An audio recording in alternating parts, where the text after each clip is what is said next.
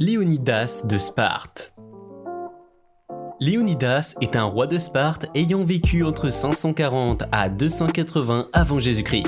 Il est resté célèbre pour son acte de bravoure lors de la bataille des Thermopyles, durant laquelle il résista héroïquement à l'armée perse pendant 3 jours. Il était accompagné de 300 de ses meilleurs soldats, et finirent tous par trouver la mort. Ce sacrifice permit de ralentir l'armée perse et redonne espoir aux peuples grecs qui ont eu le temps de s'organiser pour plus tard vaincre l'ennemi. La Grèce et Sparte. Durant les années 450 avant Jésus-Christ, la Grèce était divisée en plusieurs cités-États, dont les principales étaient Athènes et Sparte. Alors qu'à cette époque, Athènes tend vers une démocratie où tous les citoyens sont égaux et qui s'ouvre aux autres civilisations, Sparte est renfermée sur elle-même et adopte un régime monarchique. À Sparte, l'accès au trône est donc héréditaire et non fondé sur le mérite. Le pouvoir royal se transmet alors de génération en génération, entre père et fils. À cette époque, Sparte possède 2 rois supposés égaux. L'un fait partie de la famille des Agiadas, l'autre celle des Eurypontides. Léonidas est un membre de la famille des Agiadas. Il est le 3e fils du roi Anaxandridas II. Ses frères sont Dorius, son aîné, et Cléombrote, son demi-frère cadet. L'éducation spartiate. À Sparte, les nouveau-nés sont examinés à la naissance pour déterminer s'ils sont beaux et bien formés. Si ce n'est pas le cas, ils sont considérés comme un poids pour la cité. Ils sont alors jetés dans un précipice appelé le gouffre des apothètes. Les jeunes filles seront alors éduquées à toute une série de tâches utiles pour la cité, ainsi qu'à des entraînements sportifs rigoureux. L'objectif est de faire plus tard de ces jeunes filles des mères capables de produire des enfants sains et vigoureux. Les jeunes garçons, quant à eux, sont retirés à leurs parents dès l'âge de 7 ans, pour suivre une formation militaire jusqu'à l'âge de 20 ans. Pendant cette période, l'enfant sera amené à s'endurcir physiquement, à manier les armes, à marcher en formation, à savoir survivre dans la nature et à obéir à ses supérieurs.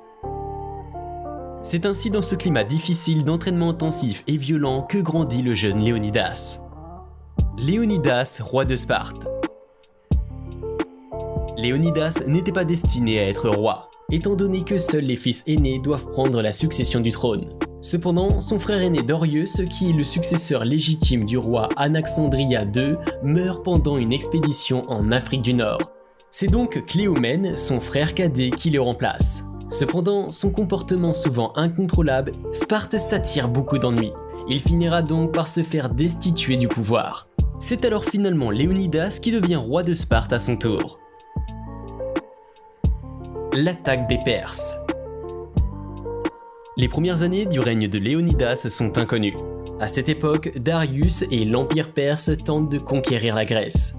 Il se fera donc repousser une première fois par les Athéniens lors de la bataille de Marathon. C'est le début et la fin de la première guerre médique. En 485 avant Jésus-Christ, Darius meurt, et c'est son fils Xerxès qui prépare l'invasion de la Grèce à son tour. Il envoie des émissaires aux 4 coins de la Grèce et notamment à Sparte, afin d'obtenir la soumission des différentes cités.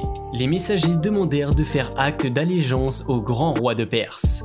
Devant cet affront, les farouches Spartiates avaient pour habitude de jeter les messagers au fond des puits de la ville. Cependant, la situation semble difficile pour les Grecs, surtout qu'une grande partie de la Grèce décide de se rallier à Xerxès. La bataille des Thermopyles. Alors que Xerxès décide de débarquer en Grèce, Léonidas rassemble 300 de ses meilleurs hommes pour aller le ralentir et ainsi laisser le temps aux cités grecques encore libres de se préparer. La force spartiate n'était que de 300 hommes plus 700 soldats grecs leur ayant prêté main forte. On estimait les forces perses entre 70 000 et 200 000 soldats. Il y a encore aujourd'hui beaucoup de débats sur la question des chiffres. Quoi qu'il en soit, le rapport de force était clairement en faveur des Perses. Léonidas et son armée se rassemblèrent aux Thermopyles, un passage étroit entre les montagnes et la mer où les Perses devaient passer pour atteindre la Grèce continentale. C'était un geste stratégique de la part des Grecs. L'étroitesse du passage annulait l'avantage numérique des Perses.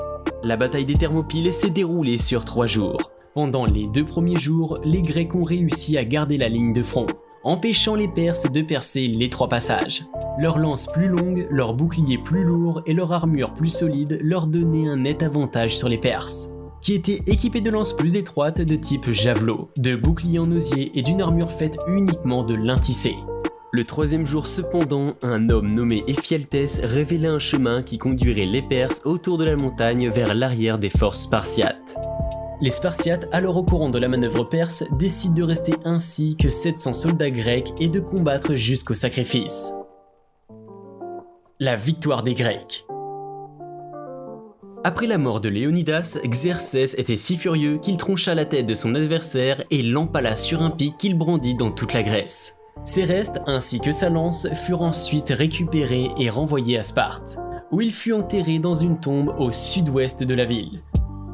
Malgré la défaite des Spartiates face aux Perses, cette bataille laissa aux Grecs le temps d'organiser leur défense. Ce sacrifice devint alors l'un des symboles de la résistance grecque face à l'envahisseur. Grâce à elle, et malgré la prise d'Athènes par les Perses, les Grecs triomphèrent à Salamine.